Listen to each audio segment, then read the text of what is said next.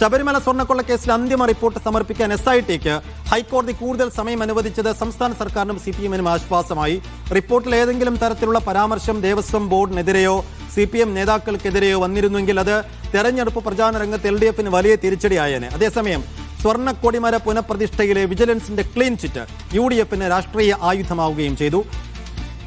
തങ്ങളുടെ കാലത്ത് ക്രമക്കേട് നടന്നിട്ടില്ലെന്ന വാദം തെരഞ്ഞെടുപ്പ് പ്രചാരണ രംഗത്ത് ഉയർത്താൻ ഇതിലൂടെ UDF-ന് കഴിയും.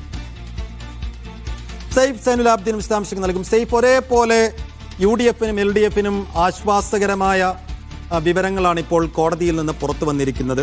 ഇപ്പോൾ കൂടുതൽ സമയം SITക്ക് അനുവദിക്കുക വഴി ഒരു പരിധിവരെ പിടിച്ചു നിൽക്കാൻ അല്ലെങ്കിൽ പറഞ്ഞു നിൽക്കാൻ LDF-ന് കഴിയും. ഇപ്പുറത്ത് ആകെക്കൂടി വിഷയത്തിൽ കോൺഗ്രസ് പ്രതിരോധത്തിലായത് ഈ സ്വർണ്ണക്കൊടിമര പുനഃപ്രതിഷ്ഠയുമായി ബന്ധപ്പെട്ട ആരോപണത്തിലായിരുന്നു. അതിലാണെങ്കിൽ UDF-നും ആശ്വാസം ഉണ്ടാകുന്നു. അപ്പോൾ ഈ കോടതി വിധിയെ ഈ തെരഞ്ഞെടുപ്പിന്റെ മുഖത്ത് നമ്മൾ എങ്ങനെയൊക്കെ വിലയിരുത്തണം?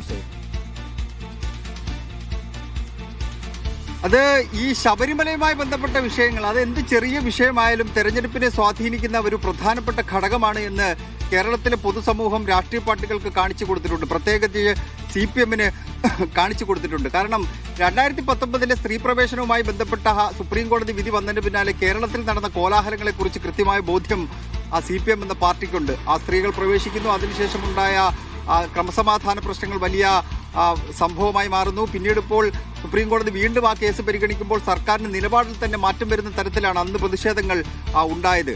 ഇപ്പോൾ കഴിഞ്ഞ കുറെ കാലമായി തദ്ദേശ തെരഞ്ഞെടുപ്പിന് തൊട്ടു മുമ്പ് ഉയർന്നു വന്ന ഒക്ടോബർ മാസം ആണ് ഇതുമായി ബന്ധപ്പെട്ട ആരോപണങ്ങൾ, ഒക്ടോബർ മാസമാണ് ഇതുമായി ബന്ധപ്പെട്ട ആരോപണങ്ങൾ ഉയർന്നു വരുന്നത്. അതിൽ സ്വർണ്ണപ്പാളി വിവാദവുമായി ബന്ധപ്പെട്ട വിഷയം, അത് സംസ്ഥാന സർക്കാരിനെ പ്രത്യേകിച്ച് CPM-നെ പ്രതിക്കൂട്ടിൽ നിർത്തുന്ന സംഭവം തന്നെയായിരുന്നു. അന്ന് ദേവസ്വം മന്ത്രിയായിരുന്ന കടകംപള്ളി സുരേന്ദ്രൻ, അതുപോലെ തന്നെ ദേവസ്വം ബോർഡിന്റെ പ്രസിഡന്റായിരുന്ന PS പ്രശാന്ത് അടക്കമുള്ളവരെ സംശയത്തിന് നിഴലിൽ നിർത്തുന്ന അതായിരുന്നു അന്ന് പുറത്തു വന്ന വിവരങ്ങൾ. അതിനിടയിലാണ് പത്തനംതിട്ട ജില്ലാ കമ്മിറ്റി അംഗം പത്മകുമാറിനെയും അതുപോലെ തന്നെ മുൻ ദേവസ്വം ബോർഡിന്റെ അധ്യക്ഷനായി പ്രവർത്തിച്ച വാസുവിനെയും എല്ലാം പ്രത്യേക അന്വേഷണ സംഘം അറസ്റ്റ് ചെയ്യുകയും അവർ 90 ദിവസത്തോളം ജയിലിൽ കിടക്കുകയും ചെയ്തത്. അതിന്റെ അന്വേഷണ റിപ്പോർട്ട് സമർപ്പിക്കാൻ വേണ്ടി ഈ മാസം 31 വരെയാണ് ഹൈക്കോടതി നേരത്തെ സമയം നൽകിയിരുന്നത്. എന്നാൽ കേസ് ഇന്നലെ പരിഗണിച്ചപ്പോൾ ഇടതുമുന്നണിക്കും പ്രത്യേകിച്ച് CPM-ന് വലിയ ആശ്വാസം നൽകുന്ന ഒരു തീരുമാനം ഹൈക്കോടതിയിൽ നിന്ന് ഉണ്ടാവുകയായിരുന്നു. പ്രത്യേക അന്വേഷണ സംഘം കോടതിയിൽ അറിയിച്ചത് സ്വർണ്ണപ്പാളിയുമായി ബന്ധപ്പെട്ട അതിന്റെ പരിശോധനാ റിപ്പോർട്ട്, ആ പരിശോധനാ റിപ്പോർട്ട് സ്വർണ്ണപ്പാളിയുമായി ബന്ധപ്പെട്ട അതിന്റെ ഫോറൻസിക് പരിശോധനാ റിപ്പോർട്ട് കിട്ടാൻ വേണ്ടി ഏപ്രിൽ മാസം അവസാന വാരമാകും. ജംഷഡ്പൂരിലെ ലാബിലാണ് അത് പരിശോധിക്കാൻ വേണ്ടി കൊടുത്തിരിക്കുന്നത്. അവസാന വാരമാകും എന്ന് പറഞ്ഞപ്പോൾ തന്നെ ഹൈക്കോടതി അതിന് സമയം നീട്ടി നൽകുകയായിരുന്നു. കാരണം സാങ്കേതികമായി അവിടെ നിന്ന് നൽകേണ്ട റിപ്പോർട്ടായതുകൊണ്ട് ഹൈക്കോടതി അതിന് സമയം നീട്ടി നൽകി. ആ സമയം നീട്ടി നൽകിയത് ഇവർ പറഞ്ഞ സമയത്തിനേക്കാൾ കൂടുതലാണ്. ഇനി ആ കേസ് പരിഗണിക്കാൻ വേണ്ടി മാറ്റിവെച്ചിരിക്കുന്നത് മെയ് മാസം 18-ാം തീയതിയാണ്. അതായത് തെരഞ്ഞെടുപ്പ് അടുത്ത മാസം 9-ന് നടക്കും. മെയ് 4 അതിന്റെ തെരഞ്ഞെടുപ്പിന്റെ ഫലം പുറത്തു വരും. അതിനുശേഷം പുതിയ സർക്കാർ രൂപീകരണവുമായി ബന്ധപ്പെട്ട കാര്യങ്ങൾ വരും. ഒരുപക്ഷെ പുതിയ സർക്കാർ തന്നെ അധികാരത്തിൽ വരുന്നതിന് പിന്നാലെ ആയിരിക്കും ഹൈക്കോടതി ഈ കേസ് പരിഗണിക്കുന്നത്. അങ്ങനെ നോക്കുമ്പോൾ തെരഞ്ഞെടുപ്പ് രംഗത്ത് സ്വർണ്ണപ്പാളിയുമായി ബന്ധപ്പെട്ട വിവാദങ്ങൾ ചർച്ചയാവാതിരിക്കുക എന്നുള്ളത് ഇടതുമുന്നണിയെ സംബന്ധിച്ച് വലിയ ആശ്വാസം നൽകുന്ന കാര്യമാണ്.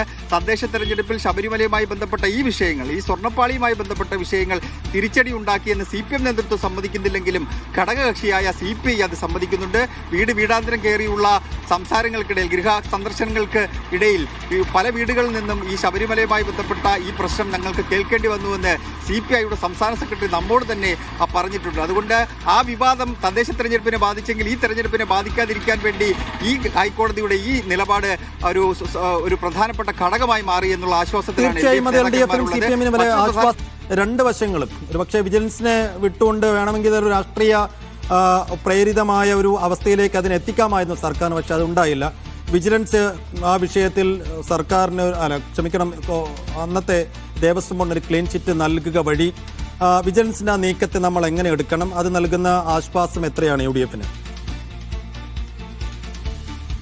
അത് ഈ സർക്കാരിനാണെങ്കിൽ ഒരു പരിധി കടന്ന് ഈ അന്വേഷണത്തിൽ ഇടപെടാൻ കഴിയില്ല എന്നൊരു വസ്തുത നിലനിൽക്കുന്നുണ്ട്. കാരണം ഹൈക്കോടതിയുടെ മേൽനോട്ടത്തിലാണ് ഈ അന്വേഷണം തീരുമാനിച്ചത്. അന്വേഷണം തീരുമാനിച്ച് ഹൈക്കോടതിയുടെ മേൽനോട്ടത്തിൽ തന്നെ അന്വേഷണം നടന്നു വരുന്നതുകൊണ്ട് സംസ്ഥാന സർക്കാരിന് അന്വേഷണ സംഘത്തിനിടയിൽ വലിയ സ്വാധീനം ഉണ്ടാക്കാൻ കഴിയില്ല. ചെറിയ രീതിയിലൊക്കെ ഒരു പക്ഷേ കഴിയുമായിരിക്കും. പക്ഷേ അങ്ങനെ റിപ്പോർട്ട് വൈകിപ്പിക്കുന്ന തരത്തിലുള്ള നടപടികളിലേക്കൊന്നും സംസ്ഥാന സർക്കാരിന് ആ വിഷയത്തിൽ ഇടപെടാൻ കഴിയുമെന്ന് നമുക്ക് കരുതാൻ കഴിയുന്നില്ല. കാരണം കോടതിയുടെ മേൽനോട്ടത്തിൽ നടക്കുന്നതാണ്. കോടതി എന്തെങ്കിലും ചോദിച്ചാൽ അതിന് ഉത്തരം പറയേണ്ട ബാധ്യത SITക്ക് തന്നെയാണ്. ഇപ്പോൾ സൈഫുദ്ദീൻ സൂചിപ്പിച്ച സ്വർണ്ണ കൊടിമര പ്രതിഷ്ഠയുമായി ബന്ധപ്പെട്ട ക്രമക്കേട് ആരോപണം. ഈ സ്വർണ്ണപ്പാളി വിവാദവുമായി ബന്ധപ്പെട്ട് ഇടതുമുന്നണിയും CPM എല്ലാം പ്രതിക്കൂട്ടിൽ നിൽക്കുന്ന സമയത്ത് ഇടതുമുന്നണിയുടെ കയ്യിലേക്ക് കിട്ടിയ ഒരു പ്രധാനപ്പെട്ട ആയുധമായിരുന്നു 2017 നടന്ന സ്വർണ്ണക്കൊടിമര പുനഃപ്രതിഷ്ഠയുമായി ബന്ധപ്പെട്ട കാര്യം. അന്ന് ദേവസ്വം ബോർഡിന്റെ അധ്യക്ഷനായിരുന്നത് അന്തരിച്ചുപോയ പ്രയാർ ഗോപാലകൃഷ്ണനായിരുന്നു. അത് കോൺഗ്രസിന്റെ നേതാവായിരുന്നു. അതുപോലെ തന്നെ അന്ന് ബോർഡ് അംഗമായിരുന്നത് അജയ് തറയിലാണ്. ഇവർ രണ്ടുപേരും നിൽക്കെയാണ് ഈ സംഭവം ഉണ്ടായത് എന്ന തരത്തിൽ ഇതിനെ വലിയ രീതിയിൽ പൊലിപ്പിച്ചു കൊണ്ടുവന്നു CPM. പ്രത്യേകിച്ച് പിന്നീട് അതിന്റെ ഭാഗമായിട്ട് BJP കൂടി വന്നു. അതിന്റെ മേലിലാണ് ഈ ത്വരിതാന്വേഷണം നടന്നത്. ത്വരിതാന്വേഷണം നടന്നപ്പോൾ ഇവർ ആരോപിച്ച പ്രധാനപ്പെട്ട കാര്യം ഈ സ്വർണ്ണ പുനഃപ്രതിഷ്ഠയുമായി ബന്ധപ്പെട്ട് സ്വർണ്ണക്കൊടിമര പുനഃപ്രതിഷ്ഠയുമായി ബന്ധപ്പെട്ട് ഇത് സ്വർണം നൽകിയ പല ആൾക്കാരുണ്ട്, പ്രമുഖരായ പല വ്യക്തികളുമുണ്ട്. മോഹൻലാൽ, ജയറാം അടക്കമുള്ള പ്രധാനപ്പെട്ട നടന്മാർ അടക്കമുള്ള സമൂഹത്തിന്റെ പല കോണുകളിൽ നിന്നുള്ള ആൾക്കാരുണ്ട്. ഇവർ നൽകിയ സ്വർണ്ണത്തിലടക്കം ക്രമക്കേട് നടന്നു എന്നുള്ള ആരോപണമായിരുന്നു അവർ മുന്നോട്ട് വെച്ചിരുന്നത്, ഇടതുമുന്നണി മുന്നോട്ട് വെച്ചിരുന്നത്, അല്ലെങ്കിൽ BJPയും മുന്നോട്ട് വെച്ചിരുന്നത്. പക്ഷേ ത്വരിതാന്വേഷണത്തിൽ അങ്ങനെ ഏതെങ്കിലും തരത്തിലുള്ള ക്രമക്കേട് കണ്ടെത്താൻ കഴിഞ്ഞിട്ടില്ല എന്നുള്ളതാണ് വിജിലൻസിന്റെ കണ്ടെത്തലായി കാണാൻ കഴിയുന്നത്. അത് UDFനെ സംബന്ധിച്ച് വലിയ ആശ്വാസം നൽകുന്ന കാര്യമാണ് സൈഫുദ്ദീൻ.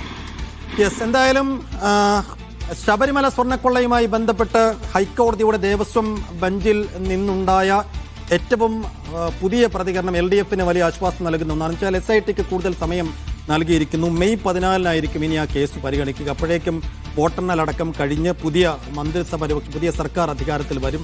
അന്ന് ഈ കേസ് ഇനി വീണ്ടും എടുക്കുമ്പോൾ എന്തായിരിക്കും ഹൈക്കോടതിയുടെ ഭാഗത്തുനിന്നുണ്ടാവുക എന്നുള്ളത് വളരെ പ്രധാനപ്പെട്ട ഒരു ആകാംക്ഷയാണ്. അപ്പം സ്വർണ്ണ കൊടിമര പുനഃപ്രതിഷ്ഠയിൽ UDFനും ആശ്വാസം.